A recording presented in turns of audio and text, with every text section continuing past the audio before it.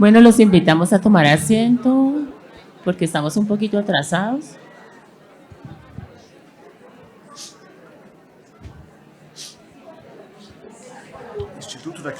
Instituto da Criança, Hospital de Clínicas, Faculdade de Medicina da USP, Universidade de São Paulo.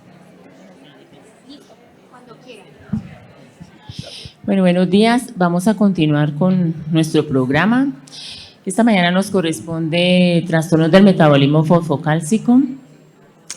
Yo soy la doctora Liliana Mejía, endocrinóloga pediatra aquí de Colombia, de la ciudad de Cali, y tengo el gusto de trabajar con el doctor Hamilton Cabral de Brasil, del Instituto de Crianzas del Hospital de Niños, y con el doctor Casinelli, que ya hemos conocido, de Argentina, del Hospital CEDIER.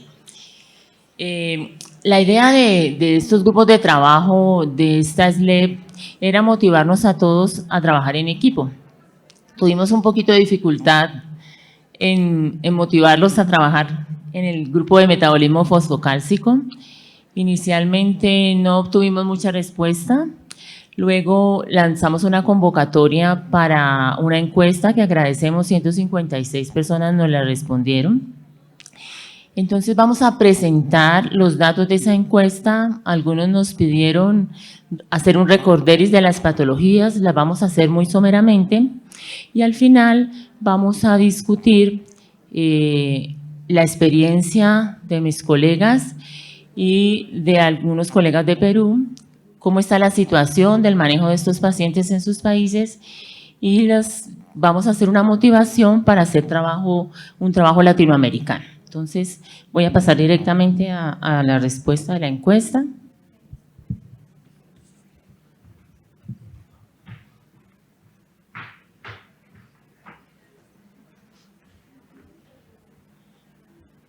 Listo.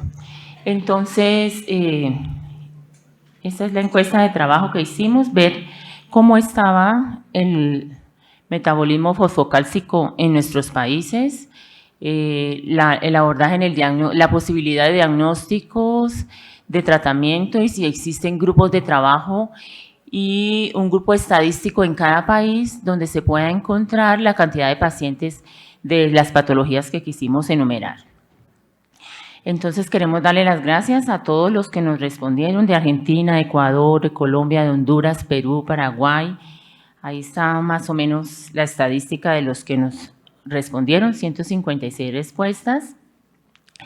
Vamos a discutir un poquito sobre osteogénesis imperfecta, raquitismo hipofosfatémico, hipofosfatasia, mucopolisacaridosis, acondroplasia y algunas displasias óseas y la motivación a pertenecer a una red de trabajo.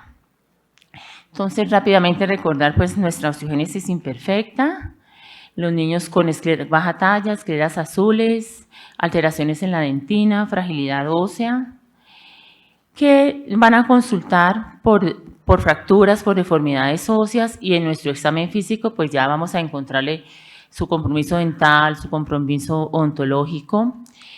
O vamos a hacer el abordaje, como nos recordaban ayer, más de 2 o 3 fracturas en huesos largos, o si han nacido con la enfermedad,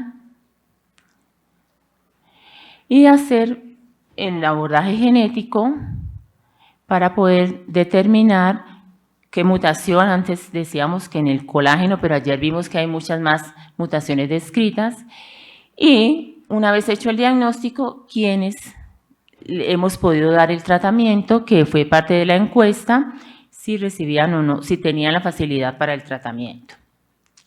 Entonces, en la encuesta dijimos, ¿maneja usted pacientes con osteogénesis imperfecta? El 56% de los colegas nos dijeron que sí, 30% nos dijeron que no y 14% están dudosos. ¿Tiene acceso al tratamiento en su país? Entonces, pamidronato, el 65% respondieron que sí, el 35% dijeron que no. Ácido solendrónico, tienen más tratamiento, el 93%, y el 6.4% dijeron que no. ¿Quiénes manejan estos pacientes? Porque también queremos hacer énfasis en el manejo multidisciplinario. Entonces, el 80% dice que el endocrinólogo pediatra es el que maneja en su país la osteogénesis, los genetistas en el 13% y otros el 7%. ¿Tienen un registro nacional para estos pacientes? El 52% respondieron que no, el 40% respondieron que sí. Y hay 8% que lo desconocen. En cuanto a raquitismo hipofosfatémico, diapositiva que también veíamos el día de ayer, recordar pues que estos pacientes tienen su deformidad ósea, su debilidad, las lesiones raquíticas pueden debutar con craniosynostosis y retraso no solo en su crecimiento, sino en sus habilidades motoras por la debilidad y por la deficiencia electrolítica que recordamos. Entonces, las mismas preguntas. ¿Maneja usted paciente con raquitismo hipofosfatémico en Latinoamérica? El 76% dijo que sí, el 23% que no. ¿Ha tenido usted pacientes en los últimos 3 años? Quisimos establecer esa fecha. El 56% dijo que entre 1 y 5 pacientes, el 30% de los que respondieron dijeron que no, y un 7% dijo que más de 15. ¿Tiene acceso al estudio genético? El 66% dicen que sí, el 24% refieren que no.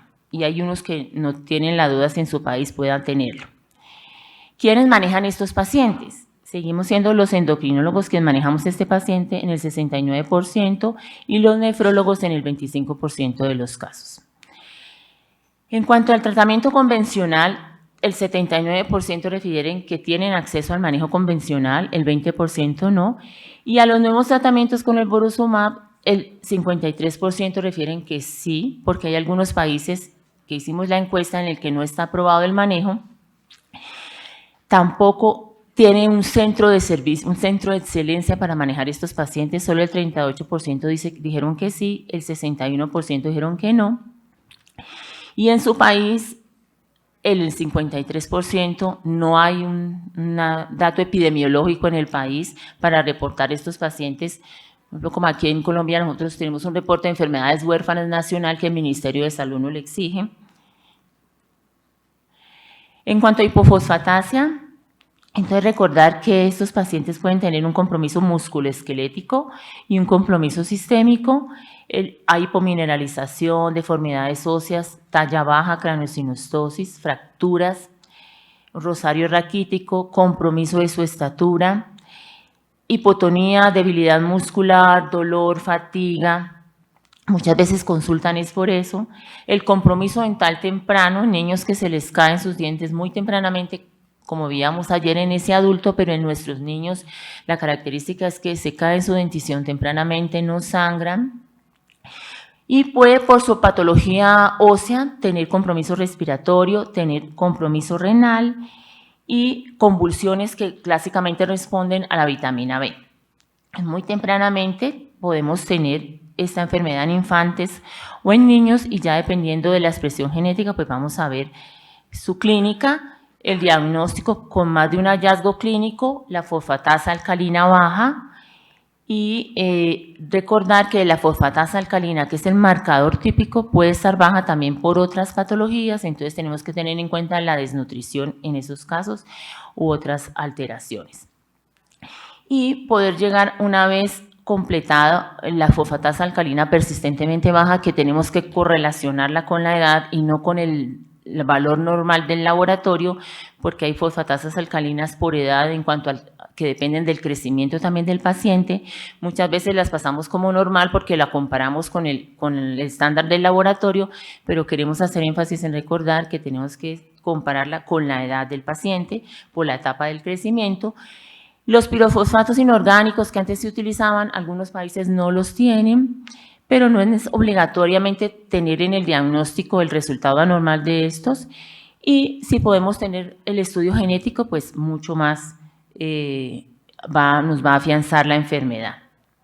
Entonces hay varias formas, la benigna prenatal, que se mejoran, la letal prenatal, donde hay más anomalías esqueléticas, se puede hacer incluso diagnósticos in utero por los compromisos, la infantil, que va a cursar con raquitismo y fracturas, en etapas más tempranas de la niñez, que pueden también cursar con compromiso de la audición, con compromiso dental, y algunas que solo se manifiestan o pasan desapercibidas para la etapa adulta, y hay una solo típica donde hay solo compromiso dental que se llama la odontohipofosfatasia. Entonces, en nuestra encuesta que encontramos, preguntamos si tenían pacientes, el 76% respondió que no tiene pacientes de hipofosfatasia, el 23% que sí. De los que respondieron cuántos han visto pacientes, dicen que 69% pues no han visto, y el 30% respondieron que habían podido tener de 1 a 5 pacientes en los últimos 3 años. ¿Tienen o no un centro de referencia? La mayoría no tenemos centros de referencia ni de excelencia para estos pacientes. ¿Quiénes manejan estos pacientes? En su gran mayoría el endocrino pediatra, el 10% los genetistas y el 9% los nefrólogos pediatras. ¿Tienen acceso al estudio genético? En la mayoría de nuestros países encontramos que casi la mitad sí podemos tenerlo, el 24% que no, pero con este desconocimiento pues casi que suma un 50% que no tiene acceso. ¿Tiene acceso al tratamiento que es la asfotasa alfa? El 70% refieren que no, porque no está aprobado en sus países, casi el 30% refirió que sí. Tampoco hay un registro nacional para esta enfermedad, en el 54%.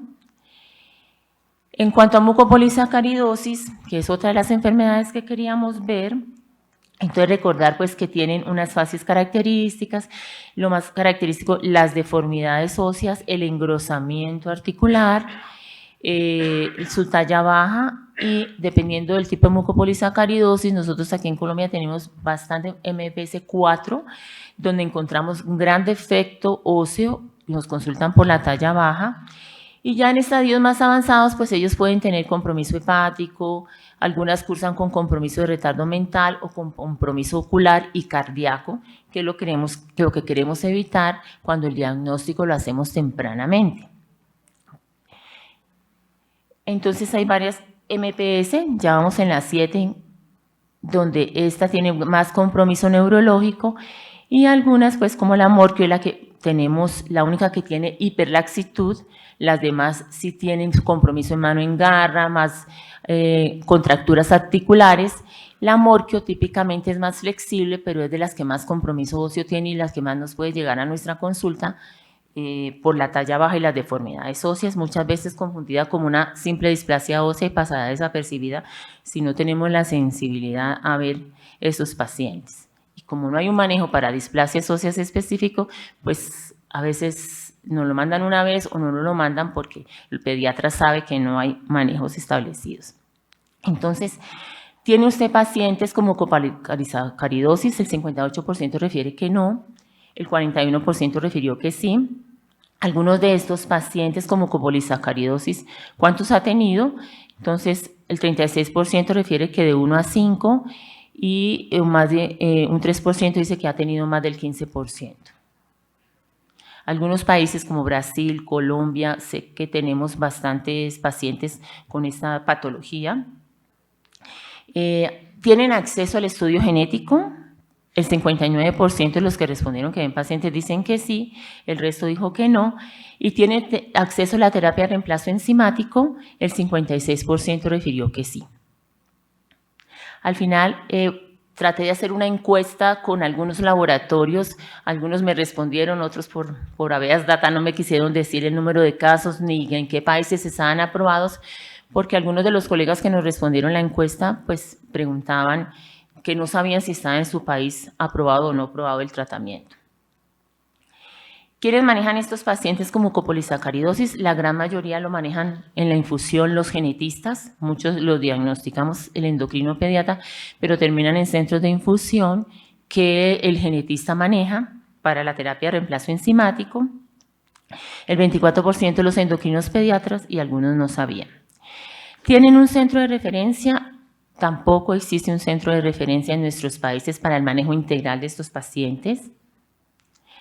Y tampoco hay un registro nacional. Algunos países tienen sociedades de pacientes con enfermedades huérfanas que terminan todos concentrados allí y son los que se encargan de ayudarle a los pacientes con la tramitología para los medicamentos o decir entre papás qué se pueden ayudar y qué beneficios pueden obtener en cuanto a su sistema de salud para mejorar la calidad de vida de estos pacientes.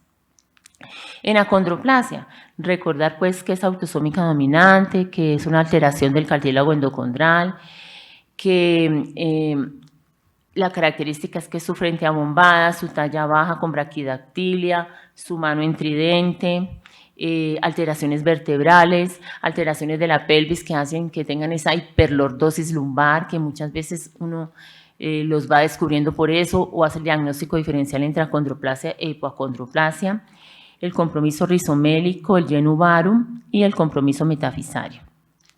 Hacer los diagnósticos diferenciales con displasias óseas, que pueden aparecer desde el nacimiento, que son más fáciles de diagnosticar, los que nacen fracturados, los que tienen mayor compromiso, u otros que solo los evidenciamos con las fracturas ya cuando van creciendo por sus características clínicas. Entonces, preguntamos si habían tenido pacientes con acondroplasia, el 68% respondieron que sí. ¿Cuántos ha manejado en los últimos 3 años? El 60% dijo que ha tenido de 1 a 5 pacientes, el 12% de 5 a 10 pacientes. Tienen un servicio, lo mismo, fallamos todos en que no tenemos un centro de manejo de estos pacientes. Y la otra era las displasias óseas. Entonces, recordar que es la clasificación ha ido cambiando. En el 2006 se hizo una revisión para clasificarlo, en el 2010 se hizo una nueva revisión y se han estado trabajando en descubrir con el advenimiento de la genética nuevas clasificaciones para las displasias óseas. Entonces, recordar el compromiso de la displasia ósea que puede tener una afectación de cráneo, tronco y costillas o afectación de segmentos en la que llamamos la normal, la rizomélica, la mesomélica cuando el compromiso es superior y la acromélica cuando el compromiso ya es a nivel de muñecas. Entonces, estas son todas las actualizaciones que se han hecho en displasias óseas y se han incluido más entidades, como les decía, con el advenimiento de la genética y de nuevos hallazgos pues, y análisis en las bases de datos de los genetistas. Entonces, preguntamos si había tenido pacientes con otras displasias óseas diferentes. El 84% ha dicho que sí. ¿Tienen acceso al estudio genético? El 46% refiere que sí, pero casi un 50 y pico % refiere que no. Y también quisimos hacer una pregunta dirigida a si usaban hormona de crecimiento en algunos países en el tratamiento de displasias óseas, ya que en algunos lugares está aprobado, en la mayoría no. El 28% refieren que sí, el 72% refieren que no. Tiene un centro de excelencia, el 84% refirió que sí, y hay un registro nacional, el 60% dijeron que no tenía un registro nacional para estas enfermedades. Entonces, en resumen, podemos decir que positivo que encontramos en nuestro país, que el 50% de los países podríamos tener diagnóstico molecular y acceso al tratamiento, de todas maneras es muy poco, excepto en hipofosfatasia, que la mayoría de los países no tienen acceso al tratamiento. Perdimos en cuanto a que no tenemos un registro nacional y que no tenemos un centro de manejo de estos pacientes. Como siempre queremos hacer manejo en equipo, entonces lo mandamos al ortopedista a otro hospital, lo ve el genetista de otro hospital y no lo vemos en un centro como hemos podido deducir. Por ejemplo, en Argentina, algunos sí tienen centros de referencia específicos para esos pacientes. Nuestro sistema de salud no está organizado para que tengamos un solo centro para eso, sino que lo vemos en diferentes sitios, en nuestro caso, y es lo que queremos preguntar ahora. Entonces, aquí sí perdimos un poquito el año y es la motivación de este grupo de trabajo de poder generar, entonces, centros de excelencia y registros nacionales para poder tener la casuística de nuestros países. Busqué en la literatura y entonces tampoco hay muchos estudios que reporten Latinoamérica. En este estudio encontré sobre acondroplasia. Por ejemplo, aquí hay un reporte de un estudio en el que hay un grupo de trabajo de Argentina, Chile. Algunos reportaron sus pacientes. En este otro trabajo en Argentina, analizó Sudamérica. Y en cuanto al el pequeño screening que pude hacer con los laboratorios, porque fueron muy reservados, lo que pude obtener es que, por ejemplo, en raquitismo hipofosfatémico, ellos tienen en sus bases de datos en Latinoamérica 280 pacientes. El tratamiento está aprobado en Argentina, Brasil, Perú, Colombia y México. En hipofosfatasia, del tratamiento la alfa-asfotasa, ellos refieren que está en algunas autorizaciones en México, en Brasil y en Colombia, y en Argentina está aprobado como vital no disponible y pueden acceder a hacer la tramitología con su servicio de salud para que pueda ser autorizado como tratamiento compasivo, pero todavía no está aprobado para todo, pues fácilmente. Entonces, hay una red en Europa que ellos trabajan en equipo y reportan todos sus pacientes a esta red y de allí generan trabajos de investigación. Lo pudimos ver ahora que fuimos al ESPE. Por ejemplo, ellos están participando en el tratamiento para acondroplasia y cada país genera sus pacientes y en el análisis de esa base de datos han podido ver, pues, meter pacientes, ver la evolución. Obvio que son en institutos de investigación, pero también han podido sacar estadística de otras patologías para ver qué población en Europa tiene acondroplasia, que es la motivación del grupo de trabajo y de este año lo que querían las directivas de SLEP, que pudiéramos tener un registro latinoamericano de nuestros pacientes y poder ver qué países hay más patología con respecto a las otras. Yo que he podido ir un poquito a mucopolisacaridosis, sí sé que en Brasil hay un gran clúster de mucopolisacaridosis, familias enteras. En Colombia nosotros también tenemos. Entonces, la propuesta de trabajo era si queríamos participar en meter pacientes a una red, ya fuera la red europea, y ellos respetarían nuestros pacientes, tendríamos la libertad de analizarlos y reportar nuestros casos, o hacer nuestra propia red latinoamericana, hablando con el doctor Rey. Esto implicaría un costo económico, mantener la plataforma, bueno, si la hacemos nuestra propia plataforma o si nos pegamos a esta red, ellos no nos cobrarían nada y podríamos hacer estudios colaborativos con ellos y reportar nuestros pacientes para generar estudios desde la SLEP. Entonces, la motivación era si hacíamos una latinoamericana red de referencia con la sociedad o si nos pegábamos a la sociedad europea para poder hacer.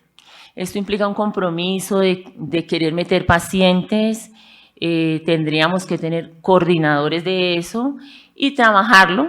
Simplemente estamos lanzando la propuesta y definir y pulirla un poco más. Con la participación que quisimos obtener de ustedes, pues al comienzo nos quedamos solitos, pero luego al final de tanto insistirles, sí, 35 personas nos respondieron que sí querían participar. Entonces, pues queremos lanzar la propuesta, ver cómo trabajan nuestros colegas, su experiencia, la experiencia de otros colegas de allá, para poder entonces definir si queremos y si nos vamos a comprometer a hacer grupos, bueno, a hacer la estadística de Latinoamérica de nuestra patología ósea. Es la idea y poder generar trabajos, ya que nuestra sociedad es muy investigativa. Entonces, pues, quiero darle las gracias a todos los que respondieron, queremos darle las gracias a todos, y bueno, esperamos que hayan disfrutado Colombia y que hayan podido conocer un poquito la ciudad. Entonces, vamos a abrir la discusión con nuestros colegas de la mesa y luego vamos a abrir la discusión con ustedes. Muchas gracias.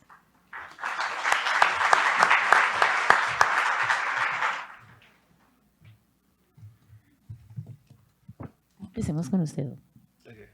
Alicia, creo. Alicia. Gracias.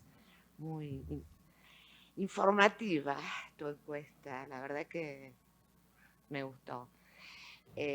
Yo creo, así como lo planteé en el grupo de DSD, yo creo que los latinoamericanos merecemos tener nuestra propia red en nuestras patologías.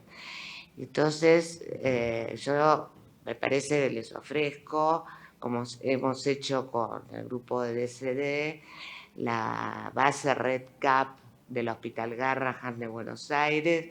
Nosotros en el hospital tenemos una profesional experta en base Red CAP y una profesional experta que es la doctora Gisela Viterbo en el metabolismo fosfocálcico.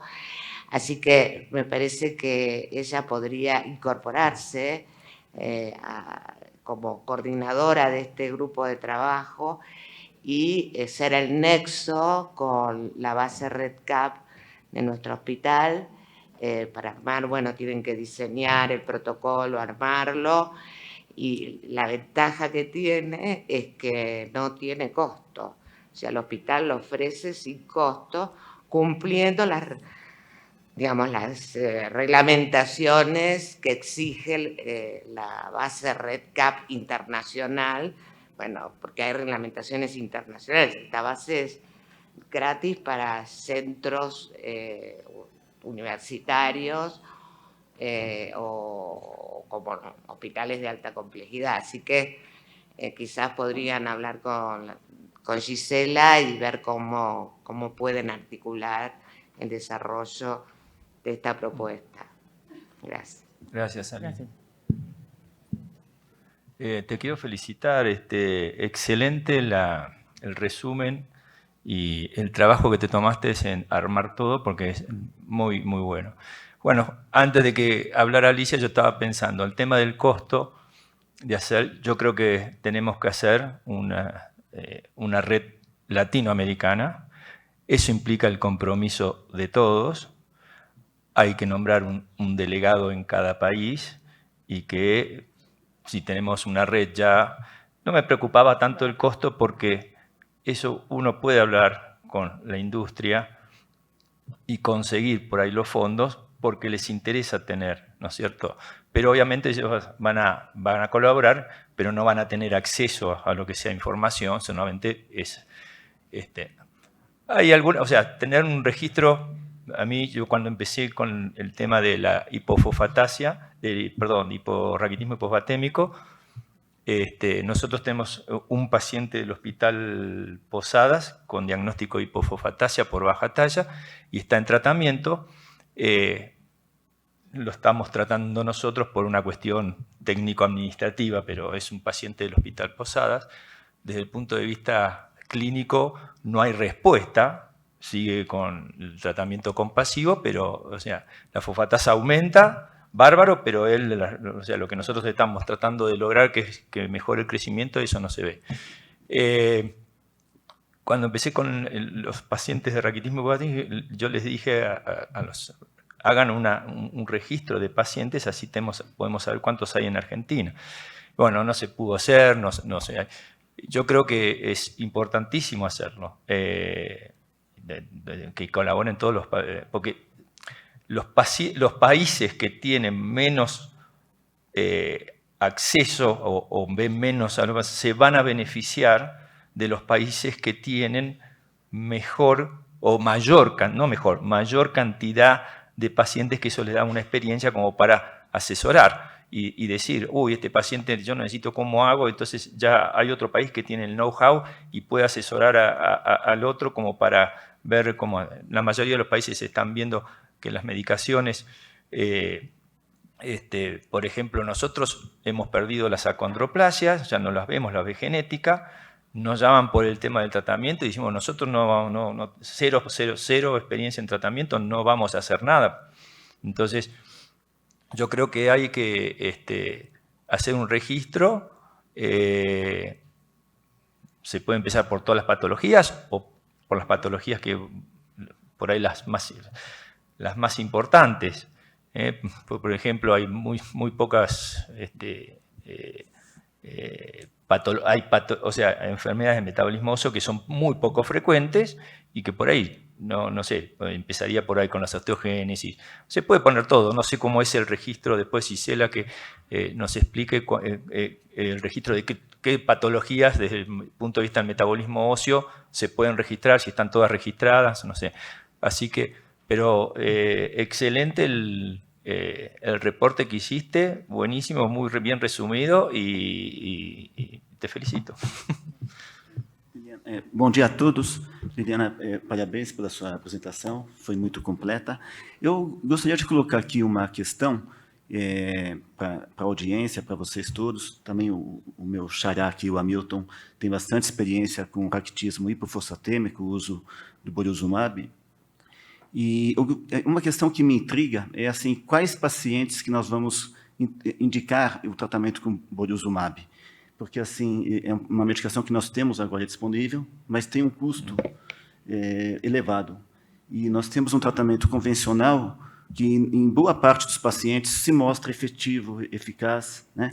E eu acho que isso é uma questão da gente tentar estabelecer Perdón que te pontos. interrumpa. O sea, yo creo que el registro no va a que se vaya a hacer un tratamiento en los pacientes, sino registrar las patologías y después es el médico, el profesional de cabecera que decidirá, ¿no es cierto? Sí, yo creo que no pensemos todavía en tratamiento, sino hacer un registro de las patologías del metabolismo fosfocálcico que hay en cada país y después se sabrá cuántos están en tratamientos, cuántos reciben no tratamiento y después cada uno, no me parece que sea prioritario el tema del tratamiento, sino hoy lo prioritario es el registro de los pacientes que tienen alguna alteración para saber cómo venimos. Y después, obviamente, se van a beneficiar los otros países de lo que hacen en tratamiento Brasil, Colombia, Chile, Argentina, los que tienen acceso.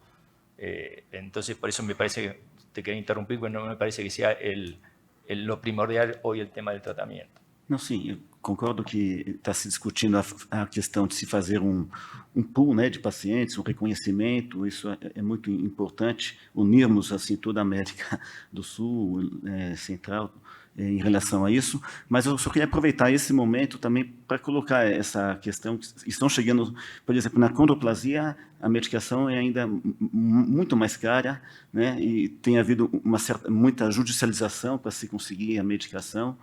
Então, acho que, não sei se não caberia da parte dos médicos que têm experiência, tentar definir pontos. Eu sei que a decisão é do paciente, é do médico que atende cada paciente, né?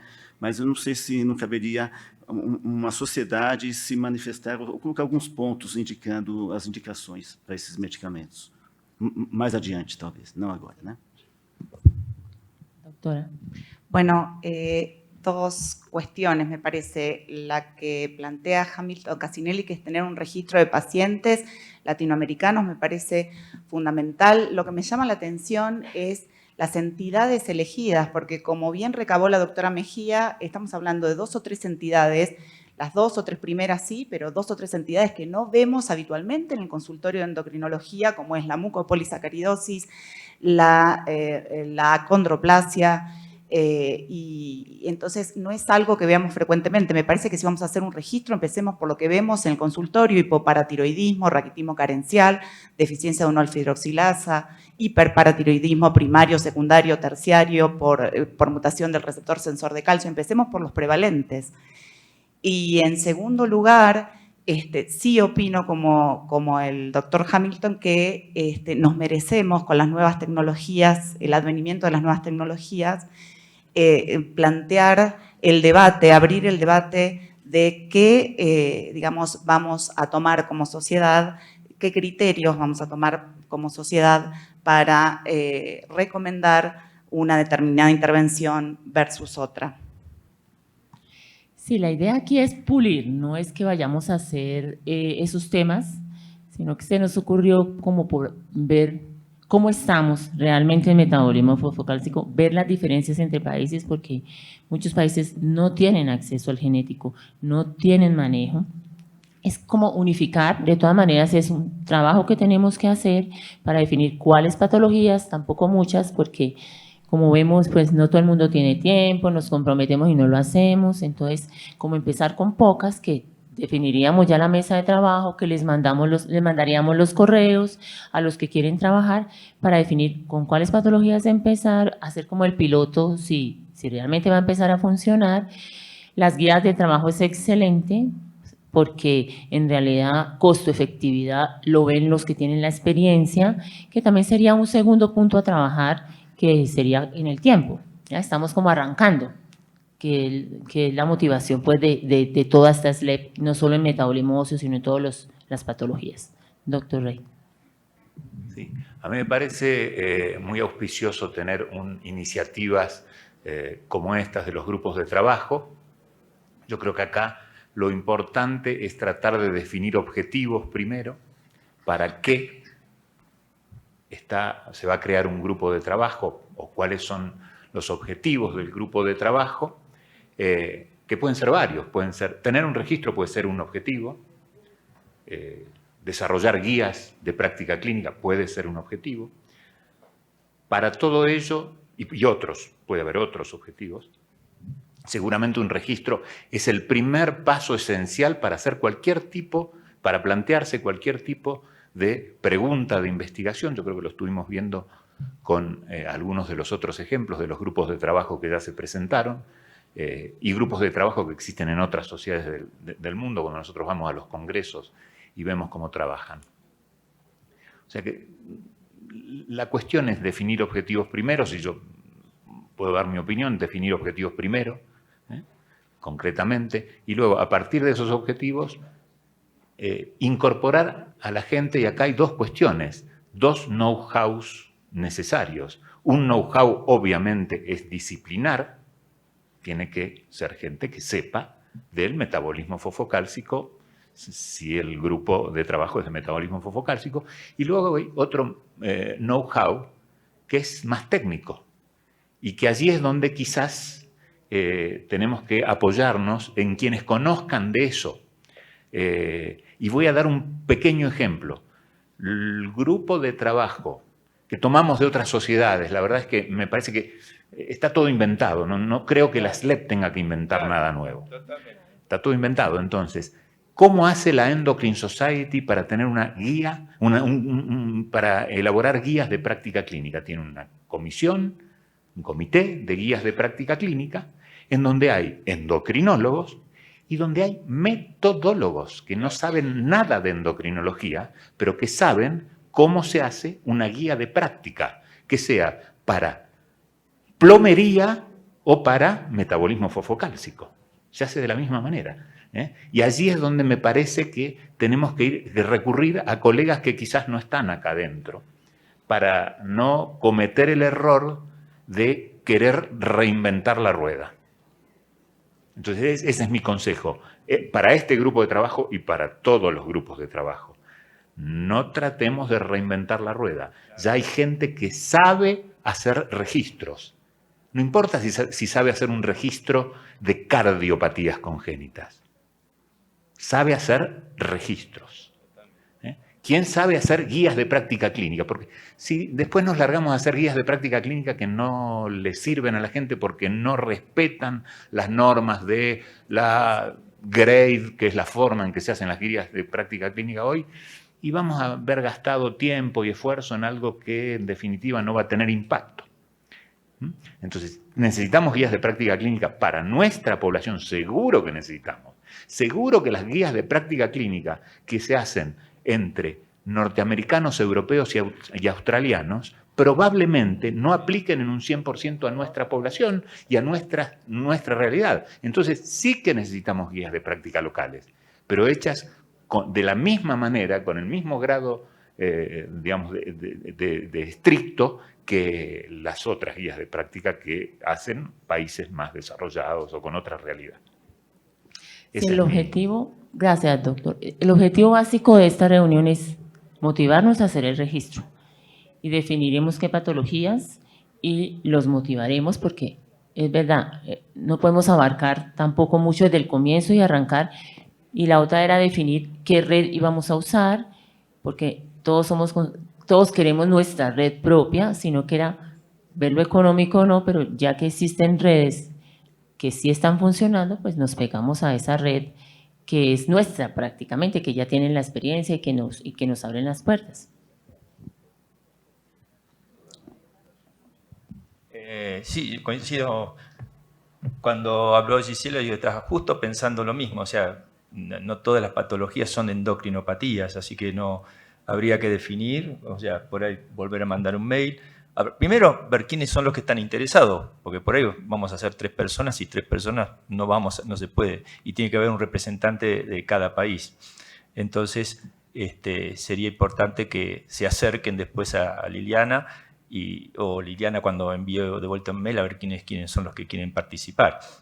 Así que me parece, coincido plenamente con lo que dijo Rodolfo, no hay que inventar nada, nosotros somos